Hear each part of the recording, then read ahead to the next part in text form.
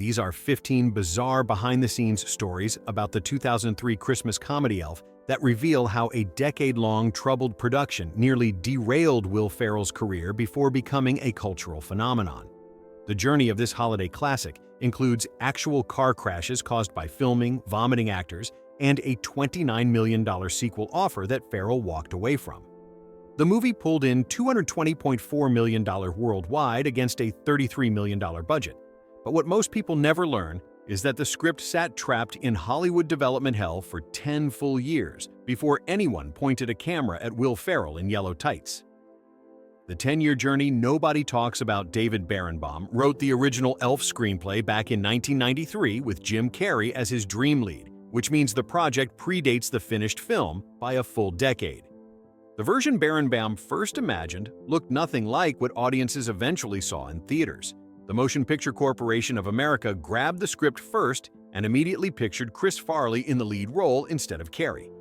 Farley's death in December 1997 killed that version of the project completely, and the option quietly expired with nobody willing to revive it. Years passed before New Line Cinema picked up the dormant script and brought in Jon Favreau to direct, but Favreau immediately spotted a problem with what he'd inherited. The original screenplay skewed much darker and aimed for a PG-13 rating, so Favreau spent roughly 1 full year gutting and rewriting the material into the family-friendly PG movie that eventually reached screens. This complete overhaul explains why Elf feels different from the raunchy comedies that dominated that era, and Favreau was betting everything on creating something that wouldn't age badly instead of chasing the edgy comedy trend. The Babies Who Couldn't Stop Crying. The production team originally cast twin blonde baby boys to play infant Buddy in those opening North Pole sequences, but filming hit an immediate wall when these babies absolutely would not stop crying. No trick the crew attempted could calm them down during takes, and the footage they captured was completely unusable. Someone made the call to fire actual babies from a movie and replace them at the last minute with brunette triplet girls, who the crew described as far perkier and more playful. Watch the opening carefully now, and you'll realize you're looking at baby girls playing a male character whose hair color doesn't even match Will Ferrell's adult version.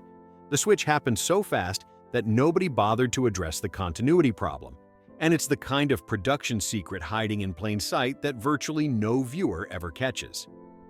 The name tag that makes no sense. Faison Love plays the male Gimbals manager throughout the movie while wearing a name tag that clearly reads Wanda, and there's a completely ridiculous story behind why nobody fixed this obvious mistake. Wanda Sykes signed on to play the manager originally, and the costume department had already made her name tag when she backed out at the last minute. Love stepped in to replace her, took one look at the Wanda badge that production had sitting around, and insisted on keeping it exactly as is. His male character spends the entire movie wearing a woman's name on his chest. The script never acknowledges it, and nobody watching understands why unless they know this backstory. This wasn't some clever meta joke written into the screenplay. It's literally just leftover prop that didn't get remade because the replacement actor found it amusing. Will Ferrell actually caused traffic accidents. The Lincoln Tunnel stayed open to regular commuter traffic while Ferrell walked through it dressed in his elf costume, and the production learned immediately that this decision came with serious consequences. Real drivers heading to work spotted a grown man in yellow tights and green jacket wandering through their tunnel, and Favreau later described hearing screeches and fender benders and lights smashing as distracted motorists crashed into each other. The same chaos repeated when they moved to the 59th Street Bridge for another walking sequence, which means Ferrell's costume was so visually absurd that it caused genuine vehicle collisions on 2 separate occasions. The production dealt with real insurance claims and angry drivers who'd been in accidents because they couldn't stop staring at an elf. What makes this even more reckless is that the crew also filmed guerrilla style throughout New York with just Favreau, Ferrell, and 1 cameraman, and they paid random pedestrians cash on the spot to react naturally. Those leapfrogging, flyer-accepting, and shoe-shining moments capture actual unsuspecting New Yorkers encountering Buddy for the first time. The sugar that nearly destroyed Ferrell consumed every piece of candy and every drop of syrup-covered food his character ate on camera, and the experience nearly broke him physically. In his own words from interviews, I ingested a lot of sugar in this movie and I didn't get a lot of sleep. I constantly stayed up. But anything for the movie, I'm there. If it takes eating a lot of maple syrup, then I will, if that's what the job calls for. The crew had to shoot the maple syrup spaghetti scene twice because Ferrell actually vomited after swallowing the syrup-covered pasta on the first take. Sugar-induced headaches plagued him throughout production, and he developed chronic sleep problems that persisted even after filming Wrapped. Those cotton balls at the doctor's office were actually undyed cotton candy so Ferrell could safely eat them on camera. But that small accommodation didn't save him from the overall sugar overload destroying his system daily. The way Ferrell described his suffering in interviews makes it clear this wasn't an exaggeration. He genuinely sacrificed his health for authentic reactions in those eating scenes. James Caan thought Will Ferrell wasn't funny. James Caan spent the entire shoot telling Will Ferrell he wasn't funny and was ruining the movie with over-the-top choices, which has to rank among the most uncomfortable behind-the-scenes stories in modern comedy films. Ferrell shared the details on the Macy podcast in July 2024. James Caan? May he rest in peace. We had such a good time working on that movie. He would tease me. In between setups, he would be like, "I don't get you. You're not funny." And I'm like, "I know. I'm not Robin Williams." Picture yourself in your first lead film role wearing yellow tights while a Hollywood legend repeatedly informs you that your performance isn't working. And you'll understand why Ferrell admitted he'd sit alone in his dressing room staring at himself in the mirror thinking, "Oh boy, buddy, this better work. This could be your last movie." The story takes a sharp turn at the premiere when Caan walked out of the theater and completely reversed his opinion. According to Ferrell, Caan pulled him aside and said, "I've got to tell you, I thought everything you were doing while we were filming was way too over the top. Now that I see it in the movie, it's brilliant." Caan essentially spent months undermining Ferrell's confidence, only to admit after seeing the finished product that Ferrell's instincts were perfect all along, and you have to wonder what kind of performance anxiety that caused during production. The stop-motion legend who voiced a baby bear Ray. Harryhausen provided the voice for the baby polar bear that says goodbye to Buddy in the North Pole, and most viewers have no idea they're hearing a Hollywood effects legend in that tiny moment. Harryhausen created the stop-motion animation in Jason and the Argonauts and Clash of the Titans, making him essentially royalty among special effects masters. Favreau included him as a tribute to the animation pioneers he'd grown up admiring, turning what could have been a throwaway line into a meaningful Easter egg for anyone who knows film history. The bear's brief appearance carries more weight when you understand who's behind the voice, but it's the kind of detail that only matters if you recognize Harryhausen's name in the first place. The belch that wasn't Will Ferrell. Maurice LaMarche performed Buddy's famous 12-second burp, not Will Ferrell, and LaMarche is best known as the voice of the Brain from Pinky and the Brain. The technique LaMarche described sounds physically impossible. I create a huge echo chamber with my tongue and my cheeks, and by doing a deep, almost Tuvan throat-singing rasp in my throat and bouncing it around off this echo chamber, I create something that sounds very much like a sustained, deep burp.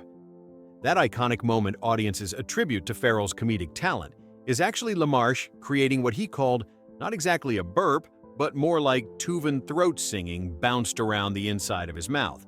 And knowing this completely changes how you watch that scene. Macy's said no because their Santa has to be real. Macy's initially agreed to let the production film inside their actual Santaland and incorporate their Thanksgiving parade into the story, but they attached one non-negotiable condition that killed the deal. The department store demanded complete removal of the fake Santa scene with Artie Lang because they feared it would blow the illusion for kids if moviegoers watched someone expose a Macy's Santa as fraudulent. Production refused to cut the scene. Macy's walked away, and Favreau had to invent the fictional gimbals despite the real chain having closed back in 1987, 16 years before cameras rolled. The irony is that getting rejected by Macy's probably helped the film age better, because tying it to a specific real-world store would make it feel more dated now. Gimbals existing as a fictional space gives the movie a timeless quality that a Macy's partnership might have undermined. The set that could only be destroyed. Once building the elaborate Gimbals toy department consumed 2 full weeks of long hours for the art department, who constructed actual Lego cityscapes, functioning light-bright displays, and miniature train setups that all had to be destroyed perfectly in a single take. Artie Lang recalled the pressure of that moment. We shot right up until we destroy the place. So we had one take to destroy it. So Favreau says, just go nuts, but we got one take. 2 weeks of meticulous construction work came down to a few minutes of choreographed chaos, where every prop hit had to land exactly right, or the entire sequence would fail, and the crew couldn't rebuild if something went wrong. The fight choreography required precise planning to create the illusion of spontaneous destruction while actually executing a carefully mapped sequence. And that's the kind of old-school practical filmmaking that rarely happens in the CGI era. The mental hospital that became the North Pole Riverview Hospital in Vancouver housed almost every interior set, including gimbals, Walter's apartment, and the prison cell. And this abandoned mental institution typically hosts horror film productions rather than Christmas comedies. Favreau joked that having mental patients look out their windows and see Santa and an elf wandering the grounds might have been counterproductive to their treatment. But the hospital's dark reputation didn't stop production from building cheerful holiday sets inside its walls. Freddy vs. Jason filmed there at the exact same time, creating a surreal situation where one soundstage featured Jason Voorhees murdering teenagers, while the adjacent space had Will Ferrell skipping through a fake toy store. The North Pole Workshop required the Pacific Coliseum because no other facility in Vancouver offered enough space for those massive sets. And the scale of what production built explains why so much of the budget went toward practical construction. The Jack-in-the-Boxes were rigged to scare. Ferrell Favreau held a hidden remote control during the Jack-in-the-Box testing scene and deliberately triggered the final pop at an unexpected moment to capture Ferrell's genuine anxiety on camera. The nervousness visible on Ferrell's face isn't acting. He truly didn't know when the spring mechanism would release, and Favreau kept him guessing to get an authentic, startled reaction. That small detail shows how much thought went into creating real responses instead of asking actors to fake surprise, and it's typical of Favreau's approach throughout the production. The mailroom scene that almost got cut. Mark Atchison's entire scene nearly disappeared from the final cut, even though it's now one of the most quotable exchanges in the movie. And Atchison was originally hired to say nothing but "work release" before his character disappeared.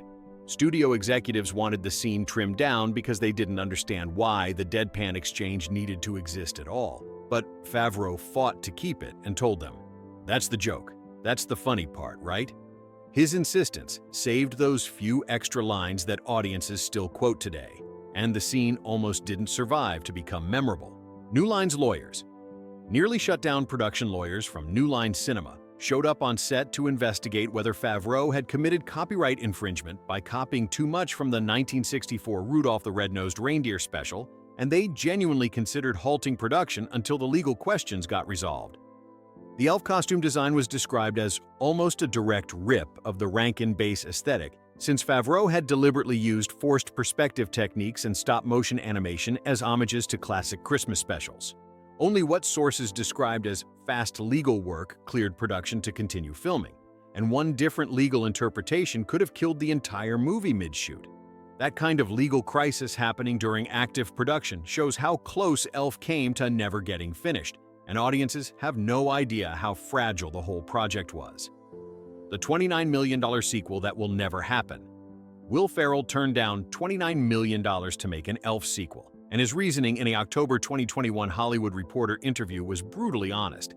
"I would have had to promote the movie from an honest place, which would have been like, oh no, it's not good. I just couldn't turn down that much money." And I thought, can I actually say those words? I don't think I can, so I guess I can't do the movie. The planned sequel would have jumped forward about 10 years to show Buddy's daughter with Jovi after they'd moved to the NYC suburbs, and the script included a Papa Elf kidnapping subplot that Ferrell clearly didn't believe in. Ferrell's refusal has stayed consistent from 2013 when he said, "I would absolutely not do a sequel. It would look slightly pathetic if I tried to squeeze back into the elf tights, all the way to 2025.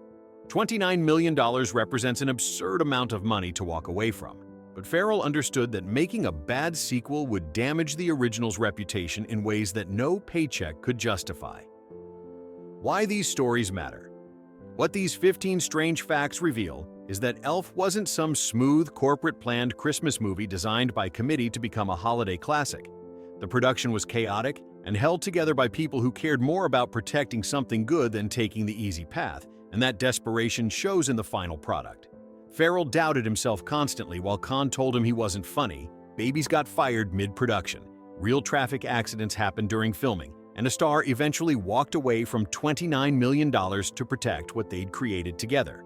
The movie earned $220.4 million worldwide and still generates theatrical revenue every holiday season, because everyone involved was willing to risk failure in pursuit of something that might actually last. Bob Newhart told people before release that the movie would become another miracle on 34th Street, where people watch it every year. And he turned out to be absolutely right. Now you know just how strange and difficult the journey was to make that prediction come true, and how close it came to never happening at all.